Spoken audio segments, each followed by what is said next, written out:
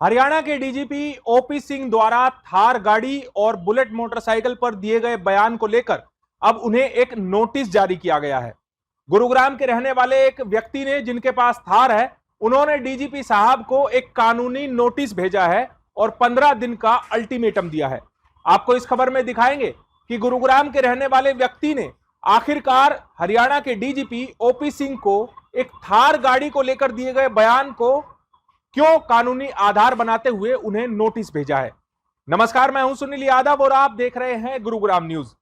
आपको याद होगा कि इसी महीने 8 नवंबर को हरियाणा के डीजीपी ओपी सिंह गुरुग्राम आए थे। गुरुग्राम पुलिस कमिश्नर ऑफिस में उन्होंने प्रेस कॉन्फ्रेंस के दौरान एक बयान दिया।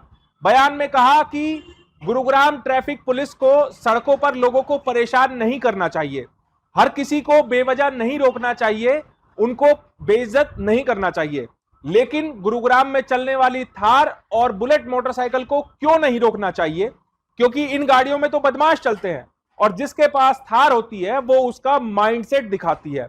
इस तरह के बयान को लेकर हरियाणा के DGP OP Singh social media पर काफी ट्रेंड हुए। हजारों लाखों लोगों ने उनका समर्थन किया, तो जिन लोगों के पास ये गाड़ियां हैं उन्होंने इसका विरोध भी किया और अब इस बयान को लेकर कानूनी नोटिस हरियाणा के डीजीपी ओपी सिंह को दिया गया है। दरअसल गुरुग्राम के धर्मपुर के रहने वाले सर्वमित्र, जिन्होंने लगभग 2 साल पहले एक थार गाड़ी खरीदी, इस थार गाड़ी को खरीदने के बाद वो अपने काम में इस्तेमाल कर रहे थे, लेकिन इसी महीने हरियाणा के डीजीपी ओपी सिंह ने यह बयान दे दिया, जिसके बाद गुरुग्राम के रहने वाले सर्वमित्र का कहना है कि उनकी इस गाड़ी को लेकर अब लोग उन पर कमेंट करने लगे हैं। उनका बेटा कहीं भी अगर अपनी थार गाड़ी को लेकर जाता है तो लोग उसे सवाल पूछते हैं और उसको कहते हैं कि क्या तुम्हारा माइंडसेट बदमाशों जैसा है जो तुम लोगों ने थार गाड़ी ली हुई है।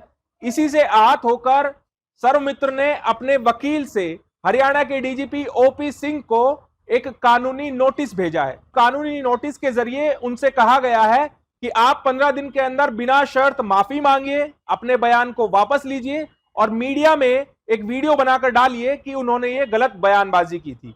पहले आप लोगों को हरियाणा के डीजीपी ओपी सिंह की टिप्पणी सुनवाते हैं जो उन्होंने थार गाड़ी और बुलेट मोटरसाइकिल पर की थी।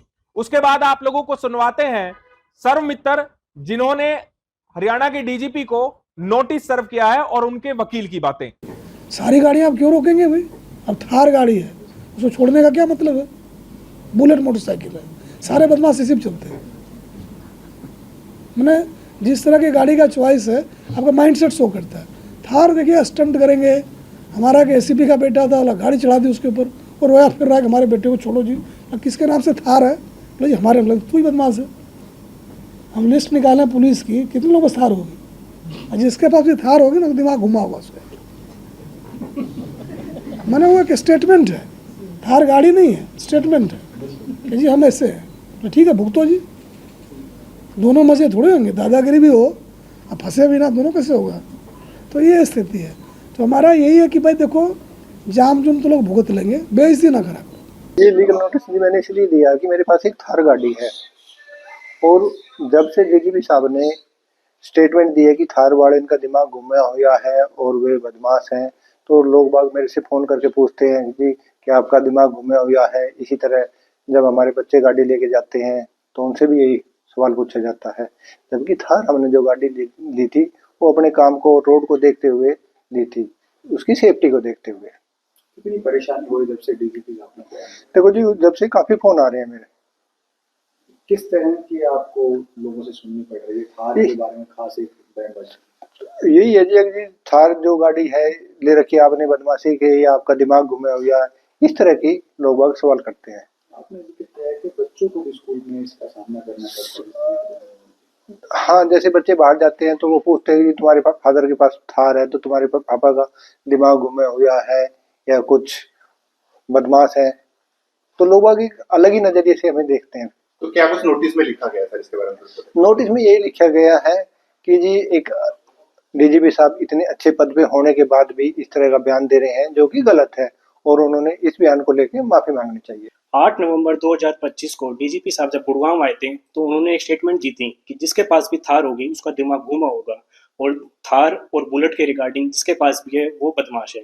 इसके रिगार्डिंग मेरे क्लाइंट श्री सर्वो मित्तर जी ने मेरे से कंसल्ट किया और हमने उनको एक लीगल नोटिस भेजा है। इसमें हमारी 3 डिमांड है।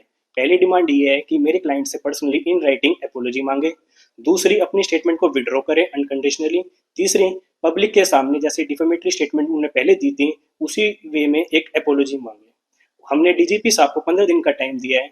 अगर 15 दिन के अंदर उन्होंने हमारी डिमांड पूरी नहीं की तो एज पर लॉ एक्शन आगे प्रोसीड करेंगे, जो भी रेमेडीज हमारे क्लाइंट के पास है। क्या वीडियो में वो बयान दिया गया था उसी तरीके से माफी वीडियो में चाहते हैं? हाँ जी, जिस तरीके से हमने डिमांड की है उसमें तीसरा पॉइंट ये लिखा है कि जिस पब्लिक एपोलॉजी मांगे उसी वे में जिस वे में उन्होंने डिफेमेटरी स्टेटमेंट पब्लिक के सामने, मीडिया के सामने दी थी। लगभग 20 दिन पहले हरियाणा के डीजीपी इस बयान को देकर सोशल मीडिया पर सुर्खियों में आ गए थे और अब डीजीपी साहब को कानूनी नोटिस भेजा गया है।